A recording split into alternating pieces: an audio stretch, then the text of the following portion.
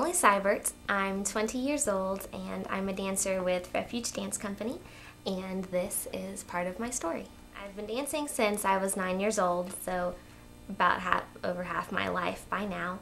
And dance for me has always been a point of physical fitness and building relationships and ultimately glorifying God.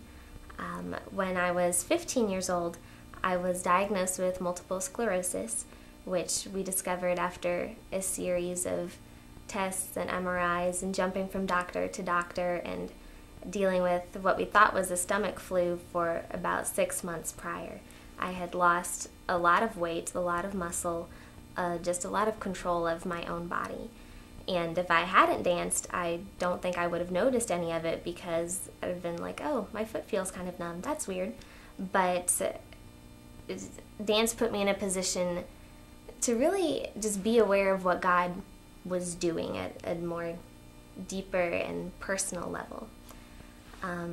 But that relapse lasted for a couple months. I went through the rest of high school, had no issues, was just fine about it. Then about a year ago, last April, I noticed some of the same qualities coming back, just a lack of control, and later on in the summer it was followed by some vision issues. And I wasn't driving when I was 15, so that wouldn't have been a problem.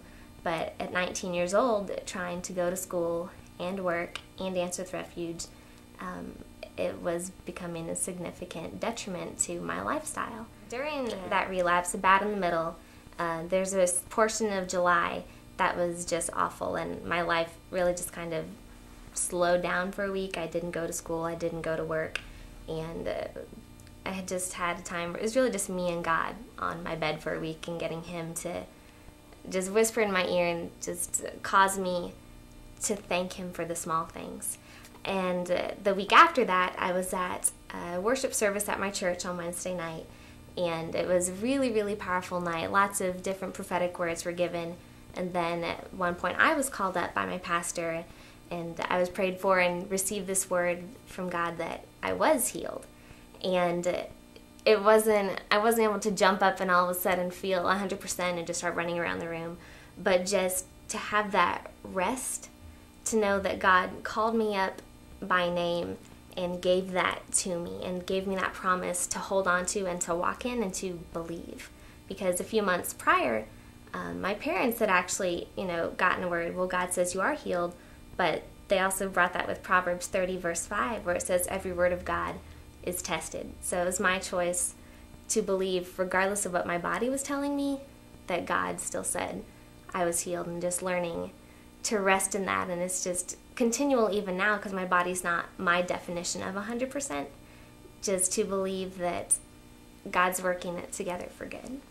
The biggest thing that I could pass on to anyone would be something that I just recently realized in the past week, is that for a long time I was carrying around just the shield of faith, which is good, but that's defensive, when God's giving us the sword of the Spirit. He's given us His word to be on the offensive, which especially when you're going from doctor to doctor telling you all these things, and you can say, oh, well, I'm a Christian, God's told me this and this and this. You're like, oh, okay, that's great, and they just sort of pat you on the head. You have to be in the Word so you can combat all of those lies with the truth that God has already given us. And in Ravi Zacharias' book, Recapture the Wonder, he had a portion in there that really just kind of hit it on the head for me.